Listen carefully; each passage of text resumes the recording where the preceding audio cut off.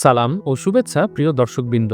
আজকে আপনাদের জন্য থাকছে সম্প্রতি চরকি ওটিটি প্ল্যাটফর্মে মুক্তিপ্রাপ্ত ফ্ল্যাশ ফিকশন সিরিজের ছোট গল্পের নাটক টিফিন বক্স।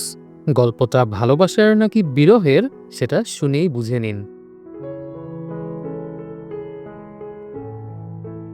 প্রথমেই আমরা দেখতে পাই রেডিওতে কেউ একজন তার একটা প্রেমের গল্প বলছে।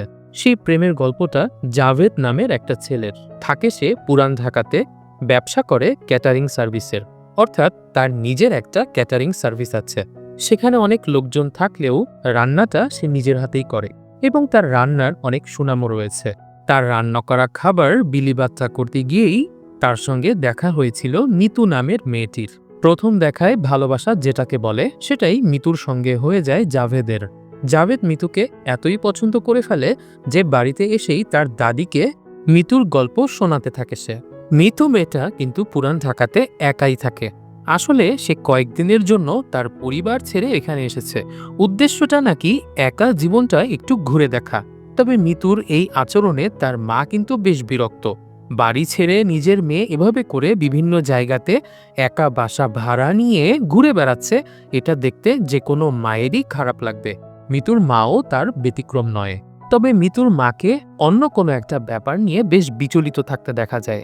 কারণ আমরা যখন দেখতে পাই মিতু তার মায়ের বিয়ের শাড়ি পরে ঘুরে বেড়াচ্ছে, ব্যাপারটা দেখে কেন যেন মিতুর মা বেশ রেগে যায়। মিতুর মায়ের এরকম আচরণের রহস্য আমরা একটু পরেই জানতে পারবো। তো যাই হোক, একা যেহেতু থাকে মিতু, কাজেই রান্নাবান্না করে খাওয়ার প্রশ্নই ওঠে না। সে শরণাপন্ন হয় জাভেদের সেই ক্যাটারিং সার্ভিসের।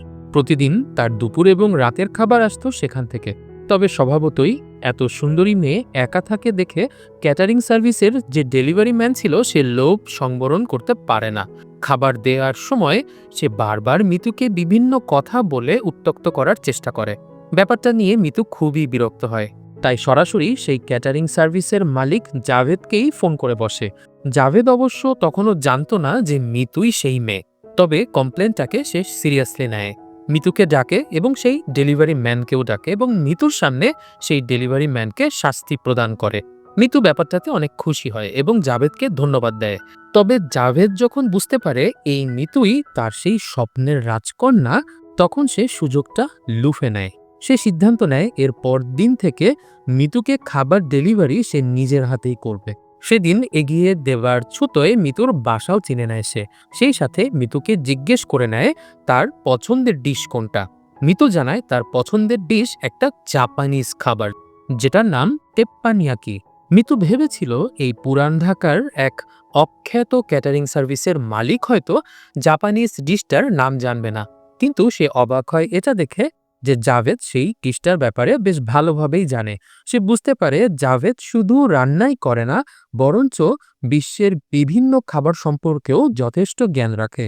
তো জাভেদ বেশ পরিশ্রম করে পরদিন মিতুর পছন্দের তেপ্পানিয়াকি রান্না করে নিয়ে যায়। তবে তার একটা ভুল বারবার হচ্ছিল, সেটা হলো মিতুকে ভুল করে নিতু বলে ডেকে ফেলছিল। আর নিজের নামের বিকৃতি শুনে মেয়েরা একটু বেশি হয়তো রাগ করে। তাই তার পছন্দের খাবার দেওয়ার পরও মিতুকে নিতু বলে ডাকায়। মিতু রাগ করে বাসার ভেতরে চলে যায়। তবে রুমের ভেতরে গিয়ে মিতু আবিষ্কার করে তার পছন্দের খাবারের সাথে টিফিন বক্সের ভেতরে একটা চিঠিও আছে। সেই চিঠিতে জাভেদ মিতুকে ট্রেডিশনাল বাঙালি খাবার খাওয়ারও আমন্ত্রণ জানায়, কারণ সেই রান্নাটা সে আরও ভালো পারে। তো যাই হোক, মিতু জাভেদের রান্না করা জাপানিজ ডিশটা খেয়ে বেশ পছন্দ করে ফেলে। আসলে জাভেদের রান্নার হাতে জাদু ছিল। এরপর থেকে তাদের মধ্যে একটা সম্পর্ক গড়ে ওঠা শুরু করে। তারা একসঙ্গে ঘোরাঘুরি করতে থাকে, চিঠির চালাচালিও হতে থাকে। জাভেদ তো এমনিতেই মিতুকে পছন্দ করত, তার উপর মিতুর কাছ থেকে সাড়া পেয়ে তার সমস্ত পৃথিবী যেন উল্টোপাল্টা হয়ে যায়।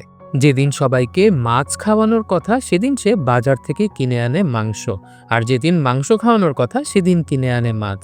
তার পুরো পৃথিবী যেন ওলটপালট হয়ে গিয়েছিল মিতুর প্রেমে। মিতুও জাভেদের রান্নার খুব প্রশংসা করত। তারা একদিন বসে বসে খাবার নিয়ে গল্প করছিল। সেদিন জাভেদ মিতুকে একটু আনকমন কিছু পাহাড়ি খাবার খাওয়ানোর অফার করে, যেমন গপ্পা নামের একটা খাবার। গপ্পা খেতে খেতে গল্প করবে তারা। মিতু গপ্পা খাবার লোভে জাভেদের সঙ্গে ক্যান্ডেল লাইট ডিনার করার প্রস্তাবে রাজি হয়ে যায়। সেদিন খেতে খেতে অনেক মজা করে তারা। জাভেদ কিভাবে এই পেশায় আসলো সে ব্যাপারে বিস্তারিত গল্প মিতুকে খুলে বলে সে। মিতু জাভেদকে জানায় সে নিজেও অনেক ভালো রান্না করে এবং সে জাভেদের ক্যাটারিং সার্ভিসে যোগ দিতে চায়। সেদিন মিতু জাভেদকে গান গাইয়েও শোনায়। এরপর থেকে তাদের সম্পর্ক চলতে থাকে।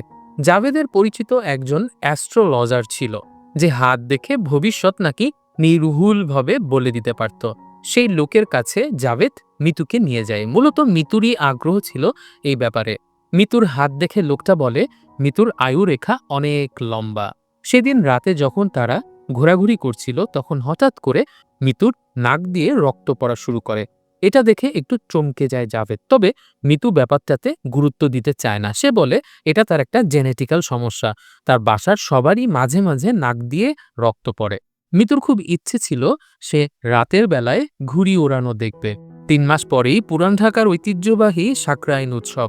জাভেদ মিতুকে বলে ৩ মাস অপেক্ষা করতে। ৩ মাস পরে সে আকাশ ভর্তি ঘুড়ি আর ফানুস দেখতে পাবে। কিন্তু মিতু জাভেদকে জানায় সে এখানে এসেছে খুব অল্প কিছু দিন ঘোরাঘুরি করার জন্য। ৩ মাস হয়তো অনেক বেশি দেরি হয়ে যাবে, সে অতদিন আর এখানে থাকবে না। এদিকে মিতু যখন জাভেদের সঙ্গে ঘোরাঘুরি করছিল সে সময় তার বাসায় চলে আসে তার মা। তার মা মিতুর ঘরে ঘুরে ঘুরে দেখতে থাকে এবং এক পর্যায়ে সে বাক্স থেকে আবিষ্কার করে জাভেদের সঙ্গে তার চিঠি চালাচালি। সে খুব বিচলিত হয়ে পড়ে। তখন মিতু ঘরে আসলে তার মা তাকে এই চিঠিগুলো সম্পর্কে প্রশ্ন করে। মিতু স্বীকার করে যে সে জাভেদের রান্নার প্রেমে পড়েছে। আসলে শুধু রান্না না, মানুষ হিসাবে জাভেদেরই প্রেমে পড়েছে সে। মিতুর মা তখন মিতুকে বলে জাভেদকে সবকিছু আগে থেকে জানিয়ে দিতে, যাতে পরে সে কষ্ট না পায়। তার মানে এখানে অবশ্যই কোনো একটা রহস্য লুকিয়ে আছে, যেটা মিতু জাভেদকে জানতে দিতে চায় না। সেদিন গোসল করে চুল আঁচড়ানোর সময় আমরা দেখতে পাই ঝরঝর করে মিতুর মাথা থেকে চুল পড়ে যাচ্ছে। আমরা বুঝতে পারি মিতু আসলে মরণ ব্যাধি ক্যান্সারে আক্রান্ত। এ কারণেই তার মা সবসময় এত বিচলিত থাকে। জীবনের শেষ দিনগুলো মিতু বেশ রোমাঞ্চকরভাবে কাটাতে চায়। এজন্যই পরিবার ছেড়ে ঢাকার বিভিন্ন জায়গাতে একা বাসা ভাড়া করে থাকে সে। তার নাক দিয়ে রক্ত পড়ে, মাথা থেকে সব চুল পড়ে যাচ্ছে, তারপরও জীবনকে উপভোগ করার একটা আকুতি কাজ করে তার ভেতরে। তবে এত কিছু তো আর জাভেদের জানা নেই। সেও বরাবরের মতো খাবার রান্না করে সেদিন মিতুর কাছে নিয়ে আসে। কিন্তু মিতুকে বাসায় না পেয়ে সে রাস্তায় খুঁজতে খুঁজতে মিতুর কাছে আসে। সে দেখতে পায় মিতু মাথায় ওড়না পেঁচানো অবস্থায় হেঁটে বেড়াচ্ছে। আসলে মিতুর মাথা থেকে যে চুল পড়ছে ব্যাপারটা সে জাভেদকে জানতে দিতে চায় না। তারপর দিন জাভেদ মিতুকে তার ক্যাটারিংয়ে নিয়ে যায়। সবাইকে মিতু আপন করে নেয় নিজের সমহিমায়। তবে মিতুকে জড়িয়ে ধরে জাভেদের দাদি অনুভব করে তার গায়ের তাপমাত্রা অনেক বেশি, তবে মিতু সেটা ফান করে উড়িয়ে দেয়। সেদিন রান্না করে মিতু। মিতুর রান্না খেয়ে সবাই অনেক প্রশংসা করে। অল্প কিছুক্ষণের মধ্যেই সবাইকে যেন এক অদৃশ্য ভালোবাসার বন্ধনে আবদ্ধ করে ফেলে মিতু। কিন্তু মিতু এটা বুঝতে পারে যে জাভেদ তার প্রেমে হাবুডুবু খাচ্ছে। সেও জাভেদকে অনেক ভালোবেসে ফেলেছে এ কয়দিনে। এজন্যই জাভেদকে সে আর কষ্ট দিতে চায় না।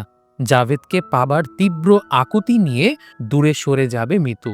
মিতু বুঝতে পারছিল যেভাবে তাদের সম্পর্ক চলছিল জাভেদ কিছুদিনের মধ্যেই তাকে প্রেমের প্রস্তাব দেবে। তাই নিঃশব্দে সবকিছু নিয়ে বাড়ি ছেড়ে মিতু চলে যায়। আমরা দেখতে পাই মিতুর আইডিয়াই ছিল সঠিক। জাভেদ তার দাদির কাছ থেকে গোলাপ নিয়ে বের হয় মিতুকে প্রপোজ করার জন্য, কিন্তু তার বাসায় গিয়ে দেখে মিতু চলে গেছে। তার ফোন অফ, কেয়ারটেকারের কাছ থেকে ভোটার আইডি নেয় সে, কিন্তু কোনো লাভ হয় না। মিতুকে খুঁজে পায় না জাভেদ। জাভেদের প্রচণ্ড মন খারাপ হয়। বিরহে কাজে অমনোযোগী হয়ে পড়ে সে, এমনকি ধূমপানের অভ্যাসও তাকে ঘিরে ধরে। এভাবেই বিরহে চলে যাচ্ছিল জাভেদের দিনগুলো। সে জানতেও পারেনি কেন মিতু তাকে ছেড়ে চলে গেছে। কয়েক মাস পর মিতুর মা জাভেদের ক্যাটারিং সার্ভিসে আসে, কারণ মিতুর কাছে সে শুনেছে তার শেষ কটা দিনের খাবারের বিল বাকি ছিল। মূলত সেই টাকাটা দেওয়ার জন্যই সে জাভেদের কাছে এসেছে। জাভেদ যখন তার মায়ের সঙ্গে দেখা করে তখন মিতুর মা ডিউ ক্লিয়ার করে দেয়। সেই সঙ্গে মিতুর একটা চিঠিও জাভেদকে দেয়। এই চিঠিটাই ছিল শেষ চিঠি।